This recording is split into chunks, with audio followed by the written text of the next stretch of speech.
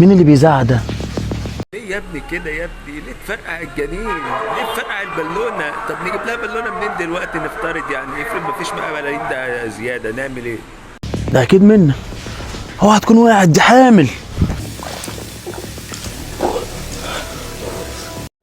انا هتجن واعرف حاجه، انت مستخبي ازاي تحت البانيو ولا انت مستخبي ازاي يلا؟ انت ايه فار ياض ولا ايه؟ الو بسمله، منى مرات مامته طلعت مش حامل زي ما انت قلتي. اتأكدت ان منى مش حامل؟ حتى بالونه مكان المنى.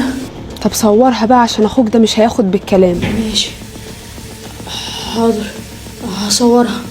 سلام. ماشي اقفل. سلام. يا بنتي ده حامل في بالونه بدل ما الطفل، يعني حتى بالونه بدل الطفل. طب ده ينفع؟ ما احنا قلنا يا جماعه في طفل وفي بلالين وفي كور وفي، هو انتوا ما تعرفوش ان في بلالين وكور بيتعمل فيها دلوقتي؟ هو حضرتك على حسب لون البالونه طبعا وشكل البالونه كبيره صغيره. اتطورنا. انا كنت عارفه ان مش هيجي من وراها خير. انا بقى هرن على امي تيجي تديها اللي في النصيب.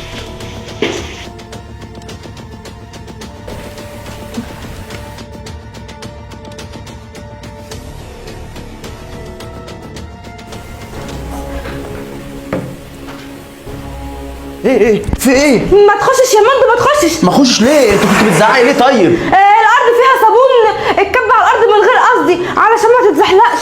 طب انت كويس؟ طيب ادخل لك. طيب انتوا شايفين الطفل في مهمه رسميه بيقول لها حتى بالونه بدل النونو. طبعا هم ما يعرفوش ان دلوقتي الحمل بقى في بلالين وكور والدنيا بقت اتطورنا يعني. طيب لا يا كويسه بنتي. كويسه تمام يا مندو، ما تخشش. طب العيل كويس ولا ايه ظروفك؟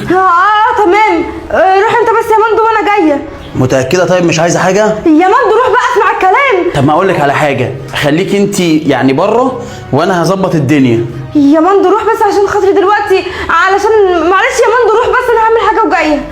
طب ما تلفي وتكلميني يا بنتي، في ايه؟ يا مندو روح بقى.